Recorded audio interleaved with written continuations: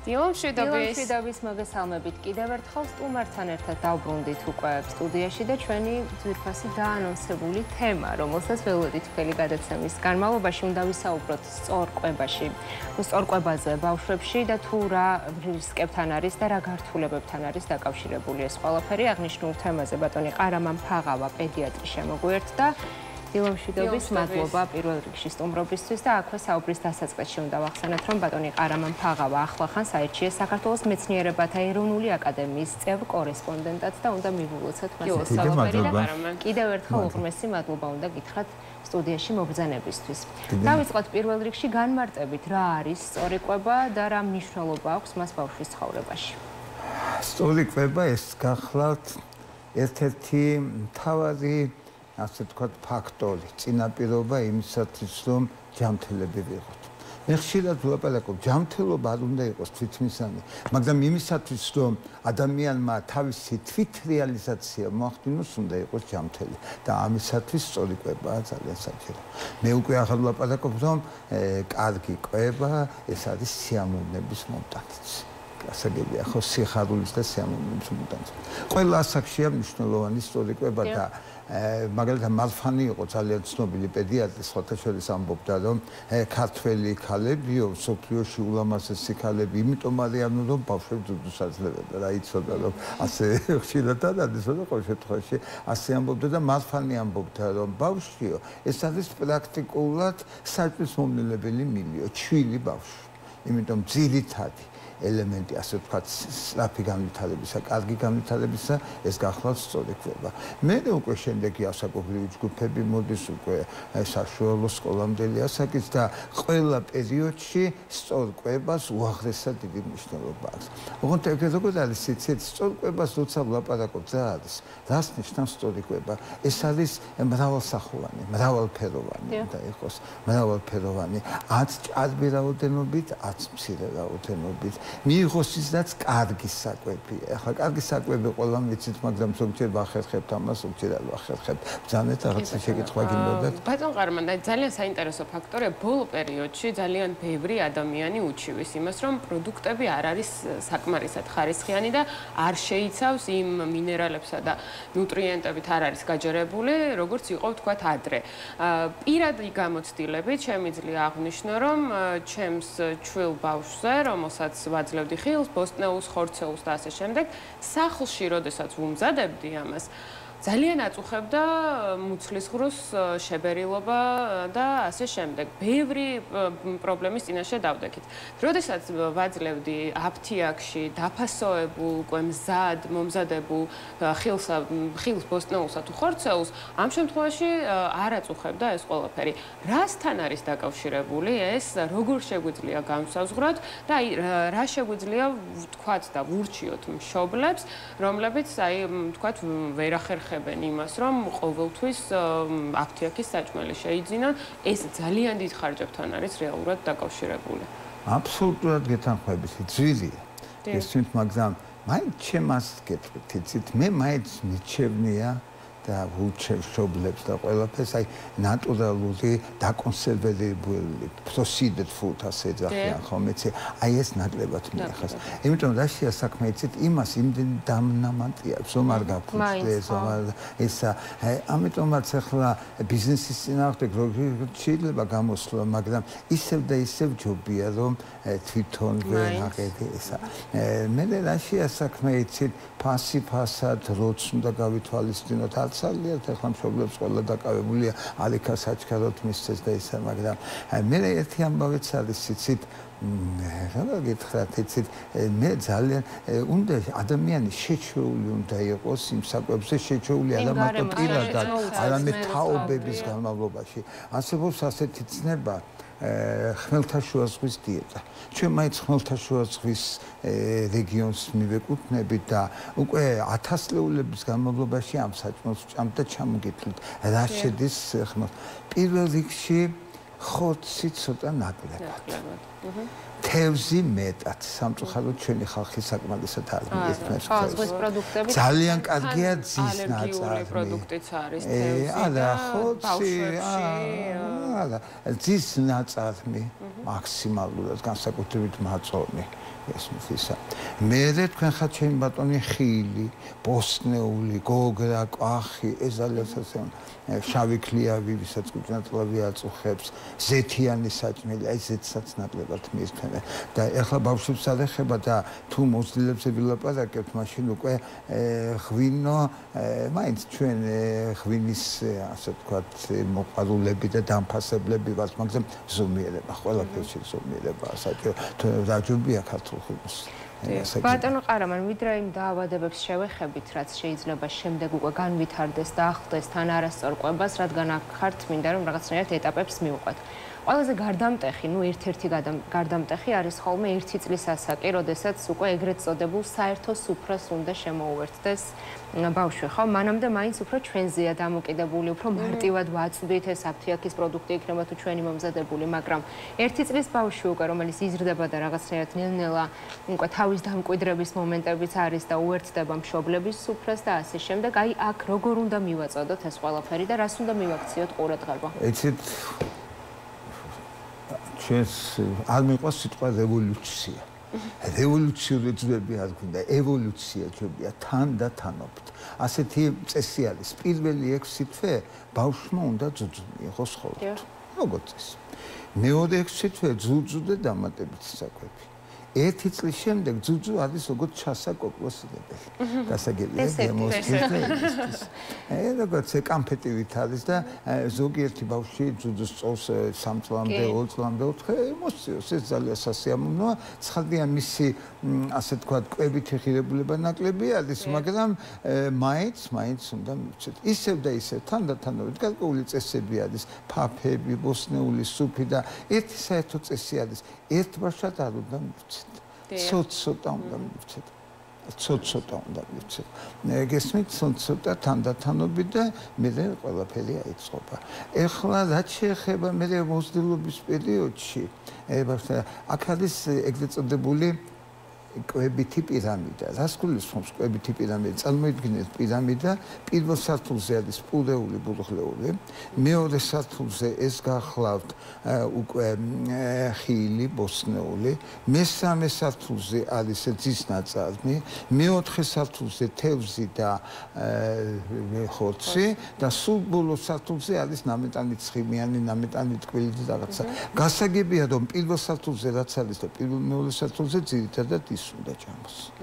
შემდეგში ცოტა მეტად ისა და ის რაც აი ტკბილეული კამფეტი, შოკოლადი ახლა მთლად აკრძალვაც არ გვინდა, მაგრამ ყოველ შემთხვევაში ზომიერად და მცირე რაოდენობით. თუმცა აუცილებელია ზომიერების დაცვა, ესეც საკუთარ მაგალითზე დავცადე, მადას ძალიან აქვეითებს და მიდრეკილება, ჯანსაღი საკვების მიმართ თავისთავად კრებულობს. მე გაცინებთ ბავშვი რომ მოყავთ, ჩემთან და ბიჭი თუ მით უმეტეს თუ ალერგია სიმსუქნისადმი ვეუბნები შვილო, შენ ხომ ბიჭი ხარო? კიო. შენ ხომ კაცი ხარ? კიო. ესე იგი კაცის საჭმელი უნდა ჭამო თუ გოგოციო? კაცისო და იცი რომელია კაცის საჭმელი? არ იცის, მაგრამ კაცის საჭმელი რომ უნდა ჭამოს, ეს იცის და კაცის საჭმელში რას გულისხმობთ? იცით, რომ შოკოლადი, კამფეტი, ტკბილეული ცოტა ნაკლებად. მე ერთი ამბავიც არის, აი ტკბილეულის და ჭარბიწონის ისეთი ჭარბიწონა და ისა ტკბილეულის მიცემა რაც ამას განაპირობებს, გარკვეული გენდერული თავისებურება აქვს. ახლა როგორ არის იცით, 10 გოგონა უნდა იყოს მსუქანი და 10 ვაჟი, 10 ნამდვილად გავხდე, მაგრამ ჯობია რომ ბიჭი იყოს ნორმის ქვედასაზღვარზე და გოგონა კი ნორმის ზედასაზღვარზე.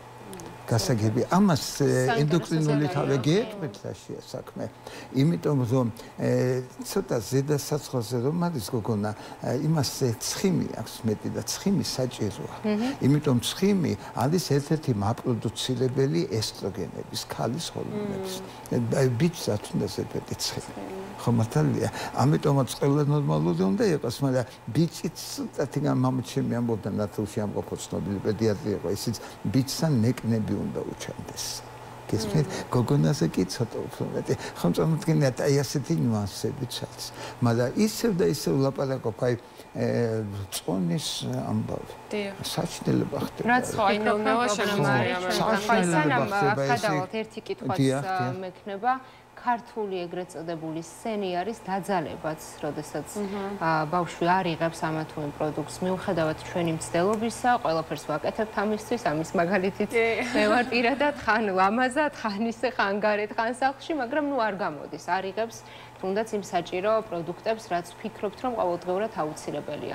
ხართ თუ არა ამ ეგრეთ წოდებული დაძალების? დაძალება რასაკვირველი არა. ნებისმიერ დაძალება ეს ნებისმიერ დარგში ეს თრგუნავს ადამიანს და მის განვითარებას აფერხებს. ოღონდ ერთი ამბავი არის, იცით, ცოტა მიყვეთ არის ზოგიერთი ბავშვი. აი ამასთან მომიყვანეს ბიჭი და გამხდარი ბიჭი იყო და ცუდა ჭამს რაღაცა და მამამი შევხედე ისიც გამხდარია და თქვენ როგორ იყავით ბავშვობაში. მეც მასეთი ვიყავი.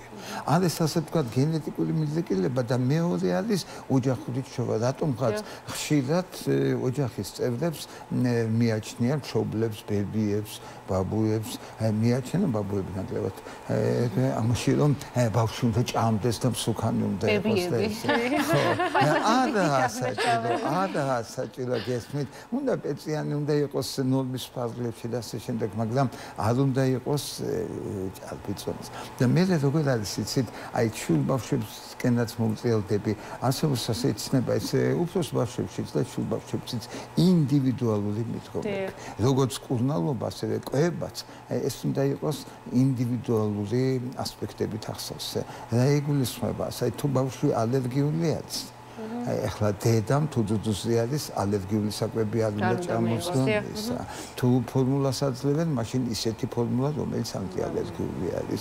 თუ რეფლუქსი აქვს, მაშინ ანტირეფლუქსური ალერგია თუ არის, თუ გაზები ვუ, ხომ ხედავთ აი ლაქტოზის საუტამლობა ყველაფერი რომ ყველაზე უკეთესი მკურნალობა და კვებას ეს მაინც მკურნალობის ელემენტი არის რომ როგორმე აი ინდივიდუალურად მივუდგეთ და უფრო სასახშიც ინდივიდუალურად რაც უყვას ის მივცეთ ახლა როგორ არის იცით ყოველთვის ვლაპარაკობ ბავშვს უნდა მივცეთ უფლება პატარა შეცდომა დაუშვას მაგრამ თუ სკოლში ვალდება უნდა დაიჭიროს ეკიცოში ამიტომაც აი თუ რაღაცა ეს უფრო მეტად უყვას ეს ნაკლებად უყვას დაუჭეროთ მას ეხლა დაავადებებისკენ გადავალ.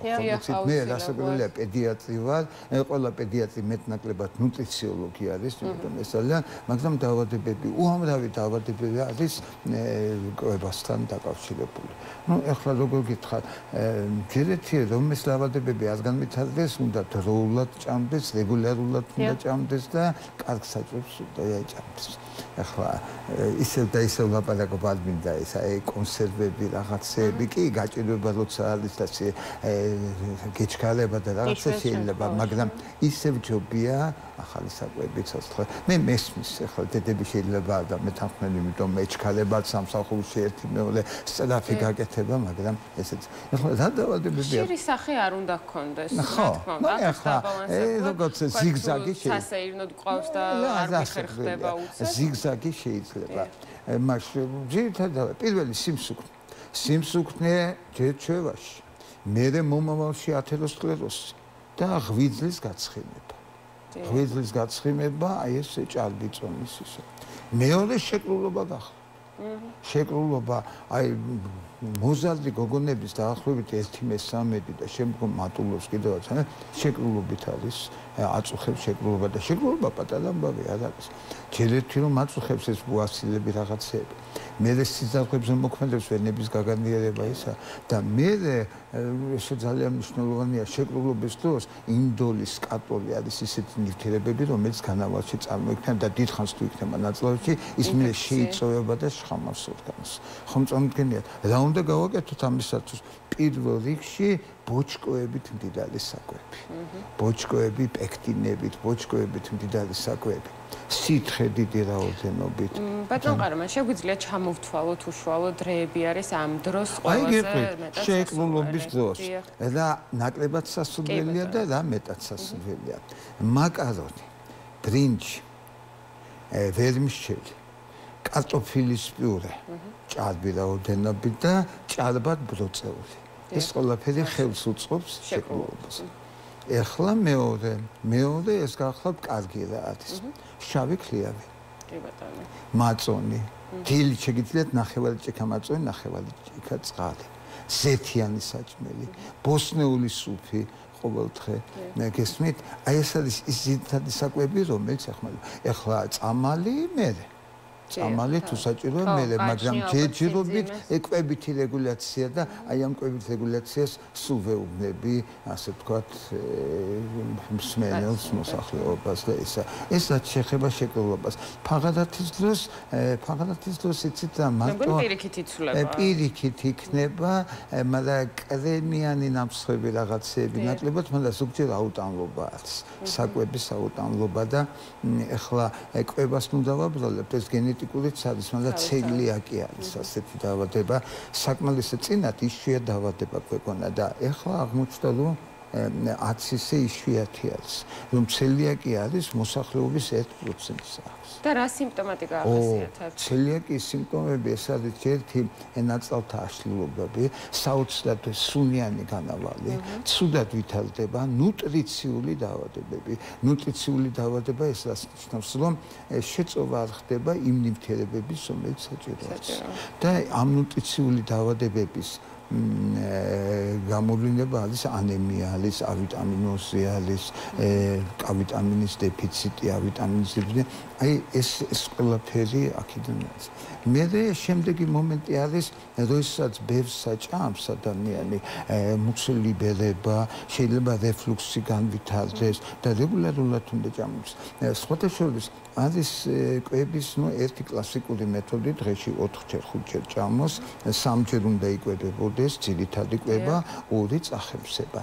და არსებობს ძალიან საინტერესო, რომ ბავშვებში მაინც ვერ ბედავ და თუ დაავადებები აქვს გასტრიტი, დიაბეტი, მაშინ არ შეიძლება ეს გახლავთ როგორ ინტერვალური კვება.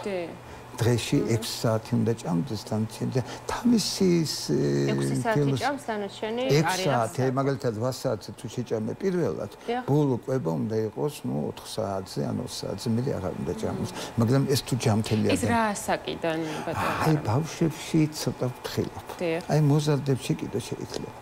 ხომ გესმით, საერთოდ მე იმას ვლაპარაკობ, ყველა ადამიანი და მით უმეტეს ექიმი 10-19 ტაშის დამკვლელი უნდა იყოს და 10-19 ატყუილია და იქით მიაგდეს ესეც არ უნდა იყოს. კიდევ ერთზე შევჩერდებოდი, არსებობს ასეთი ნატრიუმის გლუტამატი. ასეთი ნივთიერება არის ძალიან საინტერესო ნივთიერება. ბავშვებში მაინც და მაინც არაა სასურველი, არადა ძალიან საინტერესო დანამატი არის. და სად არის იცით, აი მაკდონალდის რესტორნებში. იქ უმატებენ და რა თავისებურება ჩინურმა სამწუხაროდ დამოკიდებულებას იწვევს და მადას ზრდის. მაგრამ